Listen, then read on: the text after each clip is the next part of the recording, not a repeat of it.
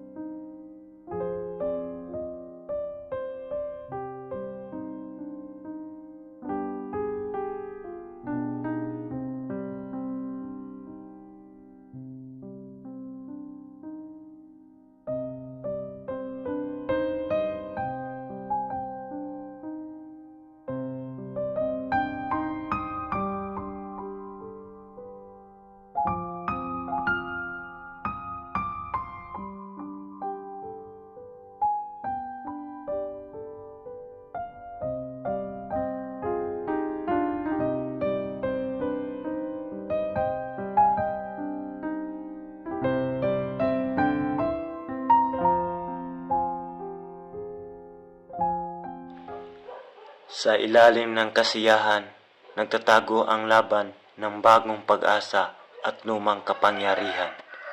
Sa loob ng bahay, may 5 na nakaupon sa lamisap. Hindi niyo ba napabatid na marami sa mga Indio ang mga? Hindi rin ba ninyo batid na nasa tahanan tayo ng mga Indio? Maaaring nasaktan si Kapitan Tiago. Hindi niya inisip na siya ang Indio.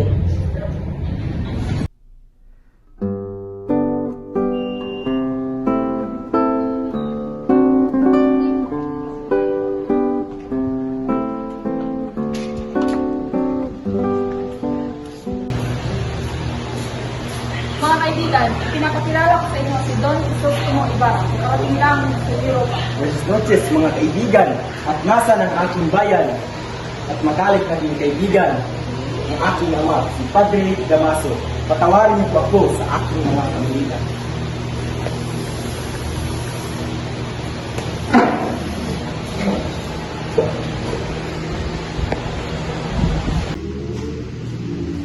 Hindi ka nagkakamali, ngunit hindi ako ang kaibigan ng iyong ama.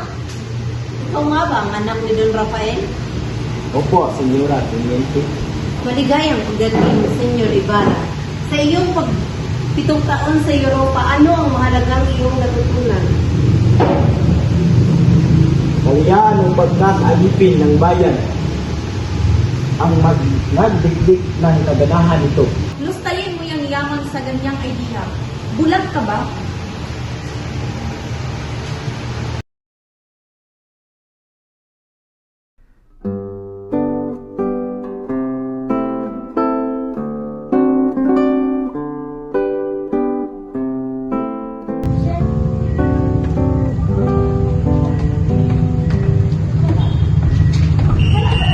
Senyor Ibarra!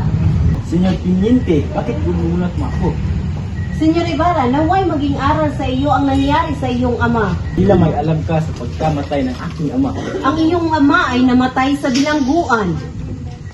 Bilangguan, tila nagkakamali ka. Hindi ako maaaring magkamali. Ang iyong ama na si Don Rafael ay pinagbintangang irehe at pinibustiro ni Padre Damaso. Ipinaliwanag ni Senyor Teniente kay Crisostomo Ibarra ang nangyari sa kanyang ama. Kaya pala, di niya sinasabi. Salamat.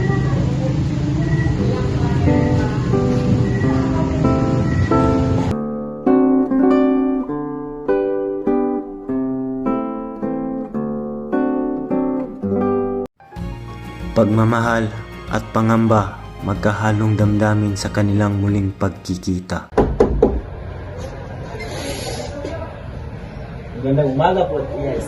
Magandang araw, Iho. Nandito si Maria Clara. Sandali lang at aking siya yung tatawagin.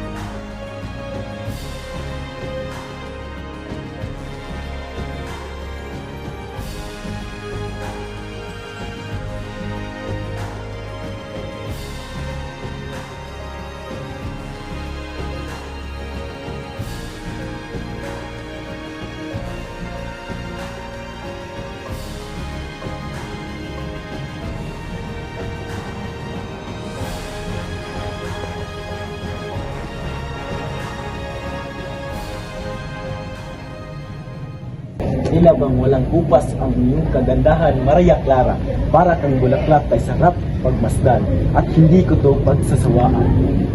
Tila nakapunta ka lang ng Europa, tumamis ng iyong mga salita. May mga kilala ka sigurong babae doon at nabula mo na. Labis akong nagpapasalamat dahil napagkatagpo ako sa isang babaeng pinakamamahal ko. Mahal, kailangan ko nang umuwi dahil bukas ang araw ng patay. Oo, mahal, naway mag-ingat ka. Kaya nalulungkot ko ang nangyari sa iyong ama.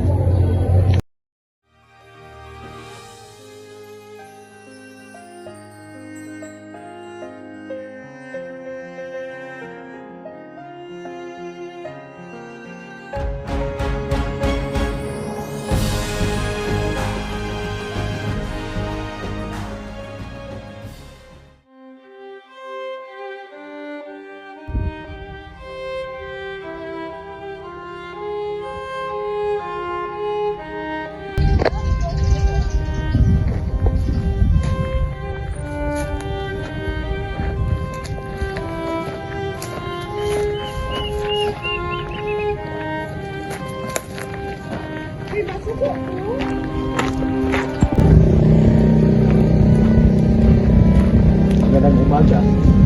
Nasaan ba ang malaking cross na ang pinagkiribukan? Sa umanhin, ngunit isinulog na namin iyon, utos ng Kuya Senyor. At ang bangkay ay inutusan din kami na ilibing iyon sa libingan ng mga intrigue. Tama siya, ngunit malakas ang ulan ng gabing iyon kaya itinapon na lang namin sa ilog. Ano? Bakit may tinapon niya ang bantay ng aking ama? Bakit ginagawa niyo? Huwag niyo kaming sisihin sapagkat kami inuutusan lamang. Tama siya, si Padre Damaso ang nag-utos sa amin.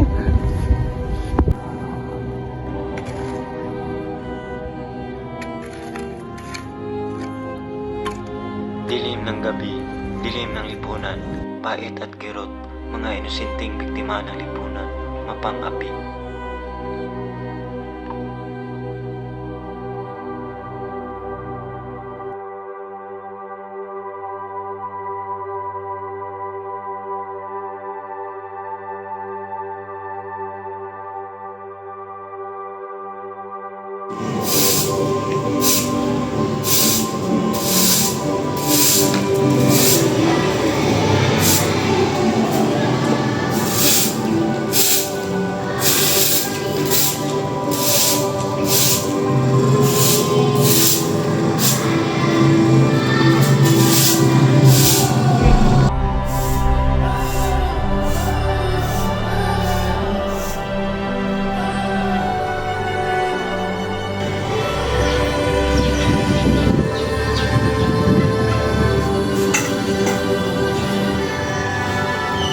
Kuya, magkano ang iyong kita ngayong buwan?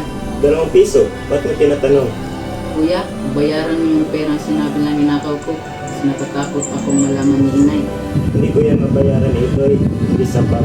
Pero huwag kang mag-alala. Papanalaan ka ni Inay.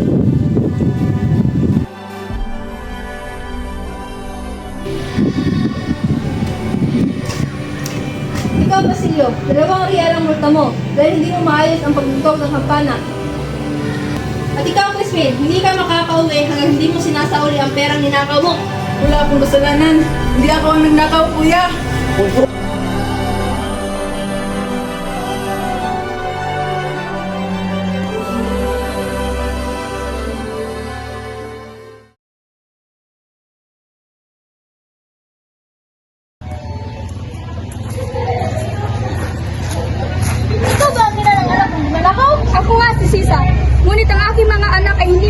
magnakaw. Kahit mahirap lang kami, ay hindi namin magawang magnakaw.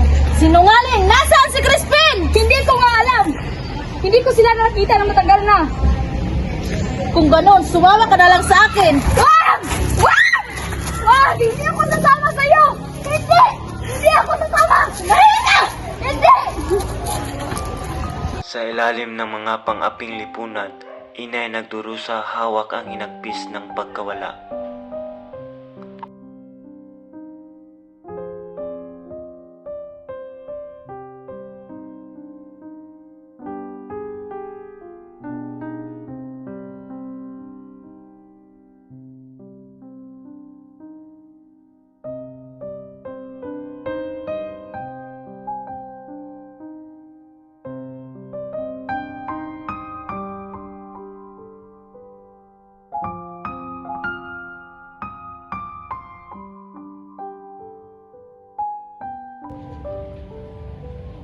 Ang tunggalian ng dalawang donya bawat galit ay nagpapalab sa kanilang laban.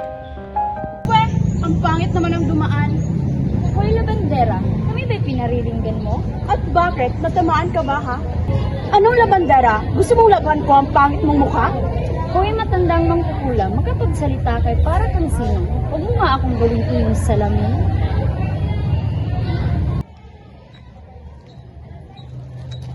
Pagtakas o paglaban, sumiklab ng apoy ng rebelyo, bayan ay nagsimula ng mag-alab. Tao po! Oh yes, kaparito ka. Senior Ibarra, kailangan mo nang umalis dito pagkat delikado na sa inyo na ikay manatili dahil may kaguluhang naganap at ikay pinagbintangan na nagpasimulo ng lahat. Sige, maraming salamat, kaibigan. Okay.